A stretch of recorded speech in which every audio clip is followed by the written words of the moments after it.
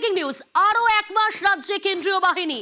রাজ্যের আবেদনে আরো এক মাস রাজ্যে থাকবে কেন্দ্রীয় বাহিনী।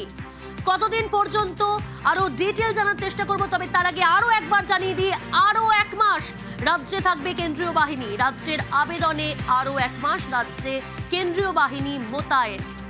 সোমরাজ রয়েছে, আরো ডিটেল জানার চেষ্টা করব। দেখো, রাজ্যের অনুরোধ মেনেই এই সিদ্ধান্ত নেওয়া হয়েছে। আরো এক মাস 500 কোম্পানি কেন্দ্রীয় বাহিনী থাকবে। রাজ্যের তরফে অনুরোধ দেওয়া হয়েছিল কেন্দ্রীয় স্বরাষ্ট্র মন্ত্রককে, ভোট পরবর্তী অশান্তির কথা মাথায় রেখেই এই অনুরোধ জানানো হয়েছিল। সেই অনুরোধেই সাড়া দিয়েছে কেন্দ্রীয় স্বরাষ্ট্র মন্ত্রক, এবং কেন্দ্রীয় স্বরাষ্ট্র মন্ত্রকের তরফে যে চিঠি দেওয়া হয়েছে সেখানে বলা হয়েছে আরো এক মাস অর্থাৎ আগামী 20 জুন পর্যন্ত 500 কোম্পানি কেন্দ্রীয় বাহিনী থাকবে। মূলত ভোট পরবর্তী অশান্তিতে এই কেন্দ্রীয় বাহিনীকে ব্যবহার করবে রাজ্য পুলিশ, তেমনটাই কেন্দ্রীয় স্বরাষ্ট্র মন্ত্রকের তরফে রাজ্য পুলিশের ডিজি ও রাজ্যের মুখ্য সচিবকে চিঠি দিয়ে জানানো হয়েছে। জানতে চাইবো, কত কোম্পানি মোতায়েন থাকছে কেন্দ্রীয় বাহিনী?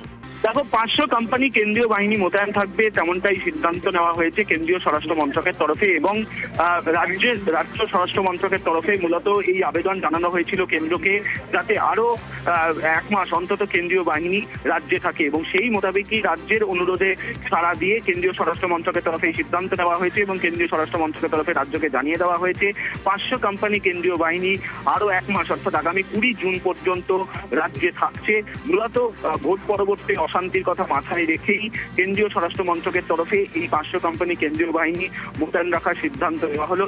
রাজ্য পুলিশের সঙ্গে সমন্বয় রেখেই এই কেন্দ্রীয় বাহিনী কাজ করবে, এবং রাজ্যের যে স্পর্শকাতর অঞ্চল এবং রাজ্য পুলিশের তরফে যে যে অঞ্চলগুলি বলা হবে কেন্দ্রীয় বাহিনী সেই এলাকাগুলিতেই আপাতত মোতায়েন করা থাকবে। অর্থাৎ আগামী 20 জুন পর্যন্ত রাজ্যে 500 কোম্পানি কেন্দ্রীয় বাহিনী মোতায়েন থাকবে। বেশ।